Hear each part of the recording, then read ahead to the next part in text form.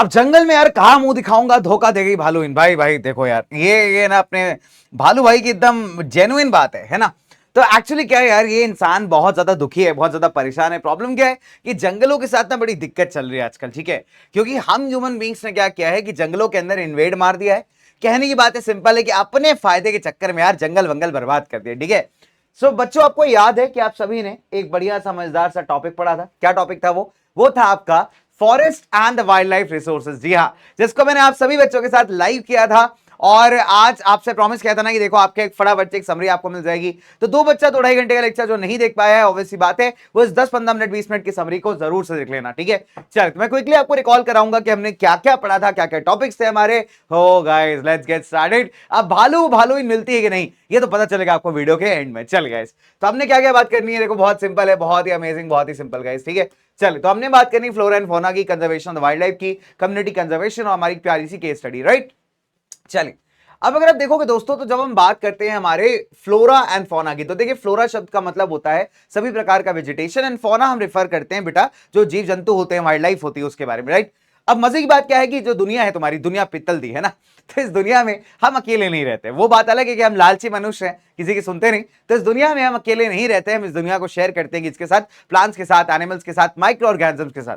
और यही लोग अगर आप देखोगे तो हमारे जीने के लिए, जो सर्वाइवल के लिए इंपॉर्टेंट चीजें, जैसे फॉर एग्जाम्पल हवा हो गई, पानी हो गया, सॉइल हो गई, मिट्टी हो गई, तो इन सभी चीजों की क्वालिटी को मेंटेन करना, रिक्रिएट करना किसका काम है, इन्हीं लोगों का काम है, ठीक है। तो जब हम कभी भी प्लांट्स, एनिमल्स या माइक्रो ऑर्गेनिजम्स वगैरह को रेफर करते हैं, तो एक बड़ा इंटरेस्टिंग टर्म आता है ज्योग्राफी में, जिसे आप कहते हैं बायोडाइवर्सिटी। तो दोस्तों, बायोडाइवर्सिटी का मतलब होता है, बायो मतलब जीवन, डाइवर्सिटी मतलब वेरिएशन, सिंपल सीधी भाषा, ठीक है। तो जो वैरायटी ऑफ लाइफ फॉर्म्स आपको देखने को मिलते हैं, ठीक है, जिनका फॉर्म एंड फंक्शन हो सकता है काफी अलग हो, लेकिन एक दूसरे से काफी कनेक्टेड होते हैं और एक दूसरे के ऊपर काफी हद तक इंटरडिपेंडेंट होते हैं अपने सर्वाइवल के लिए, इसे ही हम कहते हैं बायोडाइवर्सिटी। तो बायोडाइवर्सिटी क्या है दोस्तों, बायोलॉजिकल डाइवर्सिटी मतलब अलग अलग प्रकार के मिलने वाले जीव जंतुओं का वेराइटी, अलग अलग स्पीशीज जो काफी हद तक आपस में कनेक्टेड भी है, एक दूसरे के ऊपर डिपेंडेंट भी है अपने सर्वाइवल के लिए दोस्तों, राइट। चलिए, अगर हम भारत में फ्लोरा एंड फौना की बात करें तो इंडिया को one of the richest countries माना जाता है बायोडाइवर्सिटी के मामले में।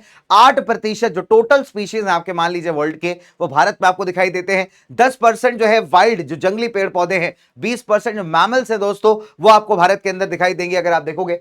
अच्छा, ये इंपॉर्टेंट बात है समझना यहाँ पे कि इंडिया के अंदर जो आपका लगभग मान लीजिए लगभग 10% भारत का वाइल्ड जंगली फ्लोरा यानी जंगली पेड़ पौधे, और 20% जो भारत का मैमल्स है वो भी थ्रेटेंड लिस्ट पे आ चुका है। थ्रेटेंड मतलब इनकी पॉपुलेशन को खतरा बहुत ज्यादा बढ़ गया है दोस्तों।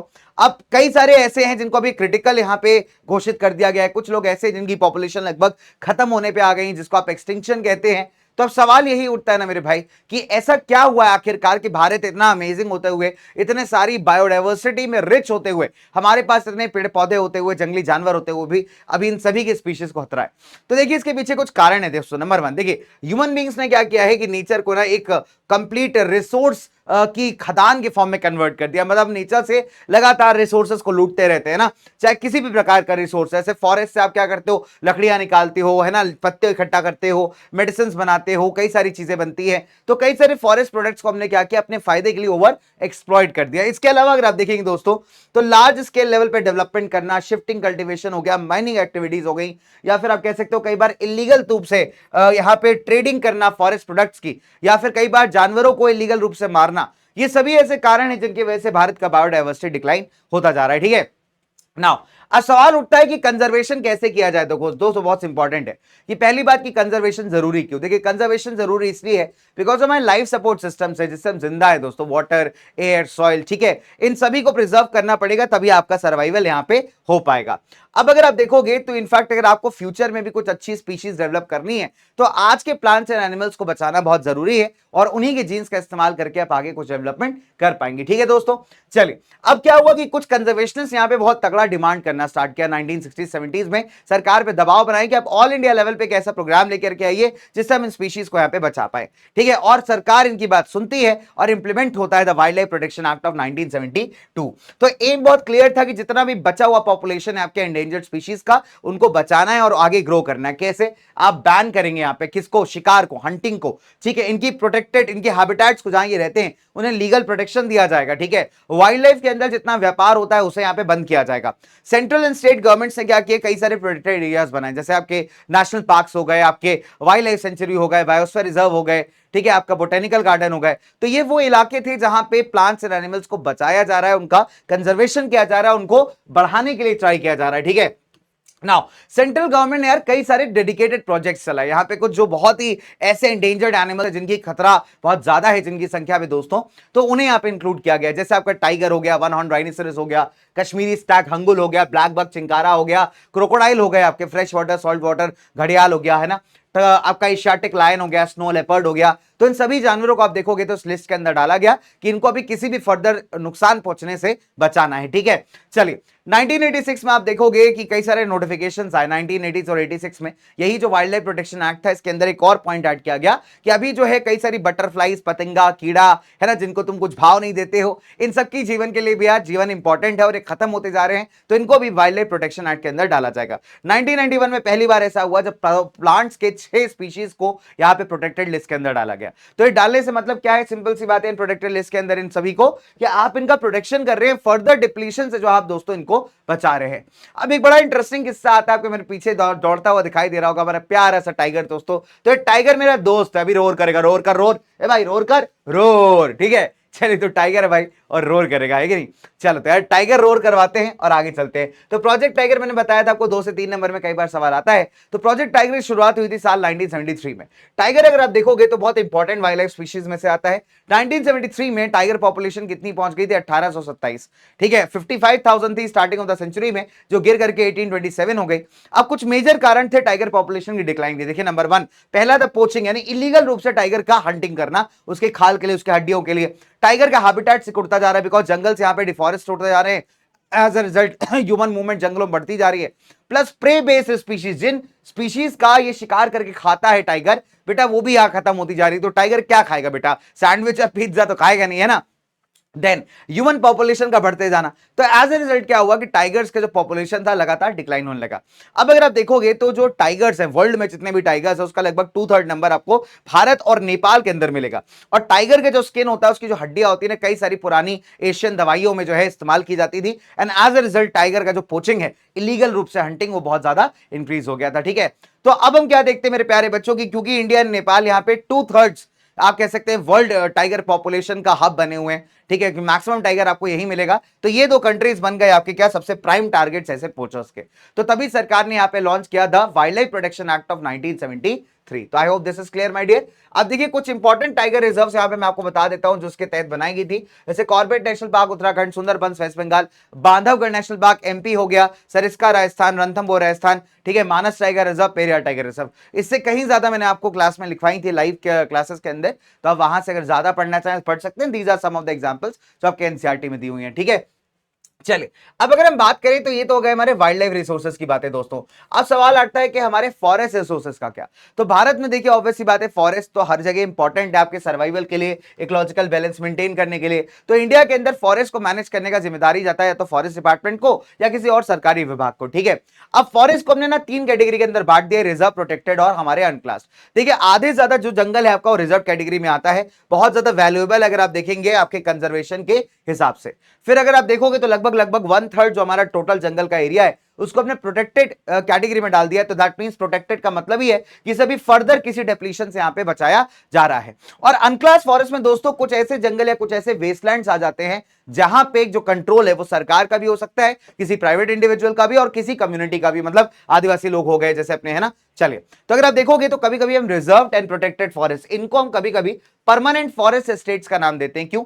ये तब किया जाता है जब फॉरेस्ट डिपार्टमेंट में केयरफुल तरीके से लकड़ी वगैरह काटता है या बाकी फॉरेस्ट प्रोडक्ट्स को यहां से निकालता है। तो क्वेश्चन अगर आपसे आ जाए कि what do you mean by the permanent forest, तो परमानेंट फॉरेस्ट किसको कहा जाता है? रिजर्व्ड एंड प्रोटेक्टेड फॉरेस्ट को कभी कभी जब यहां पे इनको मेंटेन किया जाता है लकड़ी प्रोड्यूस करने के लिए, बाकी फॉरेस्ट प्रोडक्ट्स के लिए, ठीक है। तो मध्य प्रदेश का 75% जो इलाका है फॉरेस्ट का बेटा वो आता है परमानेंट फॉरेस्ट के अंदर। क्वेश्चन आता है कि कौन सा स्टेट के पास 75% forest area under permanent forest है, तो वो है आपका मध्य प्रदेश, ठीक है। चलिए अब अगर हम बात बताएं दोस्तों तो कम्युनिटी एंड कंजर्वेशन बहुत ही प्यारा टॉपिक है कि कैसे लोग भी यहां पे कंजर्वेशन करने में एक बहुत बड़ा रोल प्ले कर सकते हैं, ठीक है। अब जंगलों की बात करें तो जंगल यार बहुत सारे हमारे आदिवासी भाई बहनों का नेचुरल घर भी है, ठीक है। और लोकल कम्युनिटीज जो है ना बहुत ज्यादा स्ट्रगल कर रही है इन जंगलों को बचाने के लिए गवर्नमेंट ऑफिशियल्स के साथ मिल करके, बिकॉज ऑब्वियसली बात है उनका जो जीवन चल रहा है वो जंगलों से ही चल रहा है, ठीक है।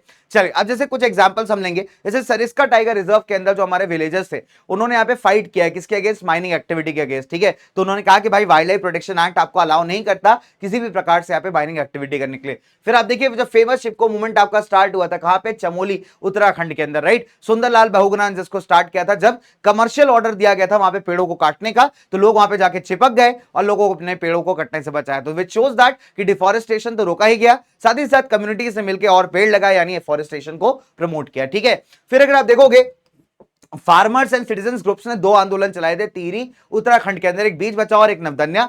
तो ये दिखाते हैं कि किस तरीके से आप बिना किसी आर्टिफिशियल केमिकल का इस्तेमाल किए भी ऑर्गेनिक फार्मिंग कर सकते हैं, मतलब जो ऑर्गेनिक रूप से खाद बनती है आपकी, right.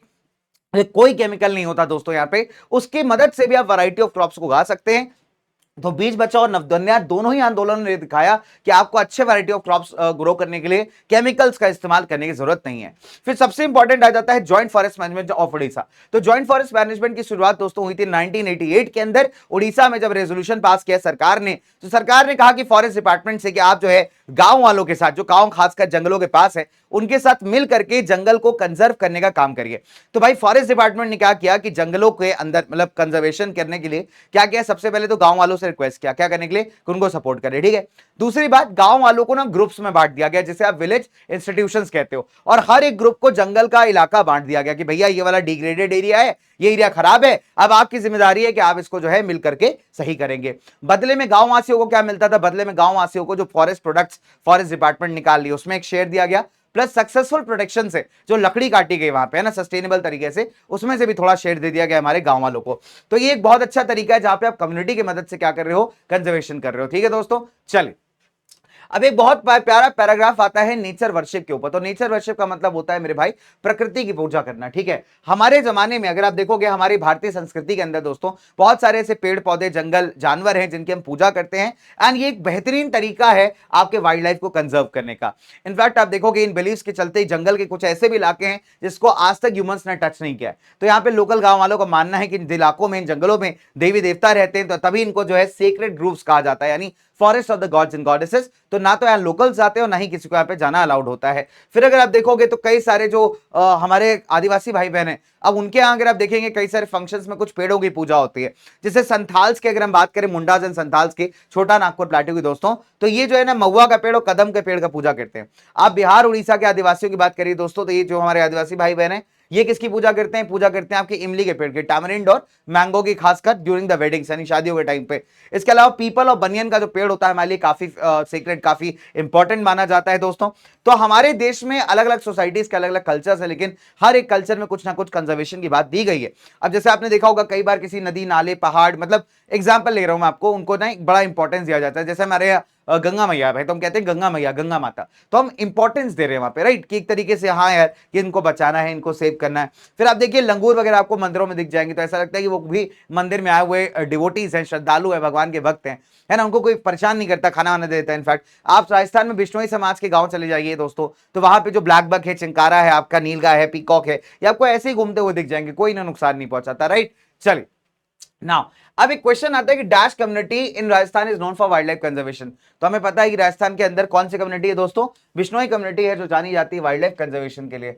So dash is an age old tribal belief based on the premise कि सभी क्रिएशंस ऑफ द नेचर को प्रोटेक्ट करना जरूरी है। तो ये क्या है बेटा, ये कहलाती है नेचर वर्शिप, यानी आप जब प्रकृति की चीजों की पूजा करते हो, उन्हें रिस्पेक्ट करते हो, ठीक है। चलिए तो मालिक ये था आपका चैप्टर, यानी forest and the wildlife resources. काफी छोटा सा टॉपिक है दोस्त, काफी छोटा टॉपिक है, ठीक है, 5-1 मिनट में 10 मिनट में आपका हो जाता है, and that's all my dear, ठीक है। चलो तो बस यही है मेरे भाई, और इसी के साथ स्टार्ट करते हैं, मतलब एंड करते हैं आज की कहानी को। उम्मीद है मजा आया होगा आपको लेक्चर में भी और यहाँ पे भी। तो बहुत छोटा सा, इनफैक्ट मैंने 14 मिनट में ही आपको समराइज कर दिया है, तो फटाफट से जाना और देख लेना है इसको, जिसको शॉर्ट में पढ़ने का है, ठीक है भाई लोग। चलो अपन मिलते हैं यार नेक्स्ट क्लास में भैया। भालू को भालूइन तो मिली नहीं, लेकिन हाँ मैं तुम्हें जरूर मिलूंगा अगली क्लास, अगली वॉरियर क्लास में, अगली समरी क्लास में। Bye guys, take care and love you बच्चों, टाटा।